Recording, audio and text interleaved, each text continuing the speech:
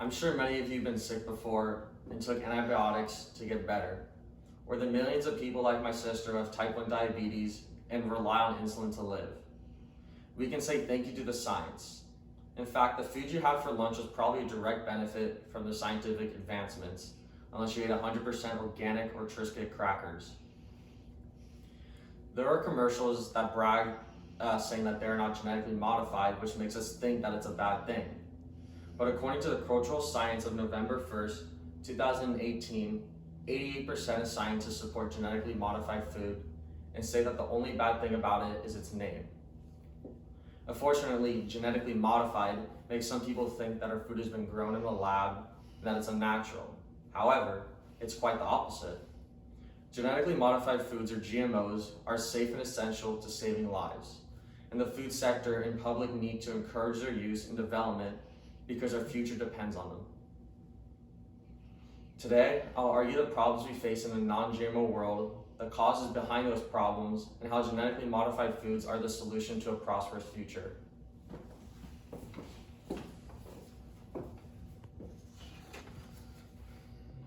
I will discuss three problems. The first is potential food shortage. The second is the effects or problems that agriculture has on the environment. And finally, the public perception of GMOs. The first problem is that we have a world hunger, and 690 million people went hungry in 2019. And according to the Targeted News Service of July 14th, 2020, the projected prediction is that we can run out of food by 2050. And since the coronavirus has made the world's food supply even more at risk, which could be the next pandemic the world will face. The second problem is that climate change is real and global warming is threatening the extinction of many animals, affecting humans and our entire food web. The warming climate affects our coral reefs, which the entire food web relies on. Also, our seasons are getting warmer and even longer, messing with food crops, homeostasis, and potentially wiping out food crops. A third problem is that the public just doesn't really understand what GMO means, and or that is even beneficial. According to the Cultural Studies of November 1st, 2018, the public is scientifically illiterate and influenced by the media. Even Bill Nye the Science Guy didn't support GMOs at first, but then in 2015, he came out to support them in a YouTube podcast, saying that there's no harm and that you can only benefit from GMOs. Now that I've identified some of the real problems, let's take a look at the reasons or causes.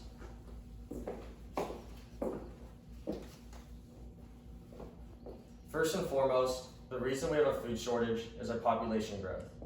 According to the United States Census Bureau on July 27, 2020, the world population is approximately 7.6 billion people. By 2050, the world population is estimated to grow to 9 billion, which is a 25% increase. Disease is another reason adding to our food shortage, and animals and plants can get diseases just like humans. According to the Virus Journal of October 15, 2018, there was an influenza outbreak costing the United States $3.3 billion loss of poultry in 2015. A recent outbreak in South Korea forced millions of poultry to be euthanized. When plants and animals are infected with disease, we can't just eat them. Second, the causes for global warming are almost 100% human-induced. And when the growing population compounds this problem, traditional agriculture practices are not environmentally friendly because of the fertilizers, pesticides, and powered machinery.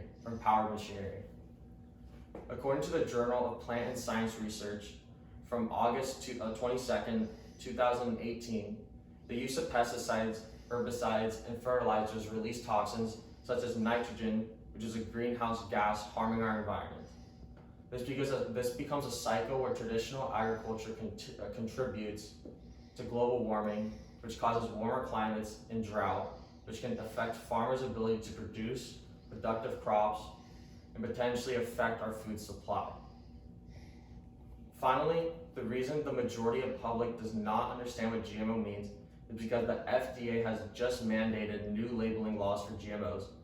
This means that even manufacturers have to label anything genetically altered, even though nothing was unnatural, even nothing unnatural is added. This has given organic farmers, environmentalists, and some food manufacturers the opportunity to influence the public with negative media. Just like the Triscuit commercials, when they say that GMOs are bad for their products and that they're better, and that it's better when it's natural. But true natural foods are potentially dangerous foods. And according to the Critical Review in Biotechnology of May 1st, 2018, natural foods can be poisonous and contain organisms that are not safe, such as aflatoxin, which is a carcinogen.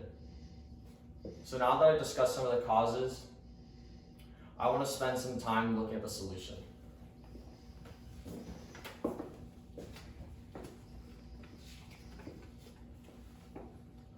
The solution is genetically modified organisms and food, GMO, can increase the food from farm to table. According to the NPJ, Science of Foods of June 5th, 2018, there have been 25 years of scientifically proven data that genetically modified foods are nutritious, provide more crops per acre, and are safer than natural foods.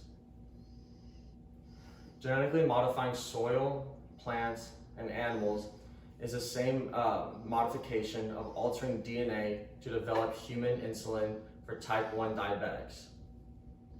And according to Arizona Law Review of November 1st, 2018, for 20 years now, crops have been modified to resist insects and viruses for the animals we can eat. Seeds can be modified to grow under harsh climate, and now we use less fertilizers and increase crop yields, therefore decreasing plowing with gas-powered machinery and a decrease in the greenhouse gas carbon dioxide. 90% of Americans' corn, cotton, and soybean crops use genetically modified seeds, and the public was probably not even aware. Genetic modification is simply replacing certain DNA with more resistant or desirable DNA in organisms and can greatly affect animals' resistance to diseases that could normally be passed on them when ingested. More public education and time will prove GMOs are the future. Now that the solution is identified, I would like to review.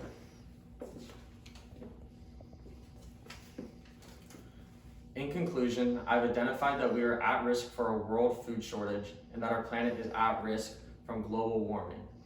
I provided evidence that genetically modified foods are not bad, only that they got bad media.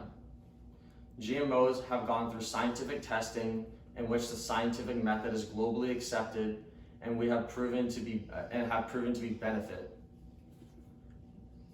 We need genetically modified foods because they're healthier for humans and the planet, and our future depends on them. So next time you go eat a cracker, choose Ritz because they contain GMOs.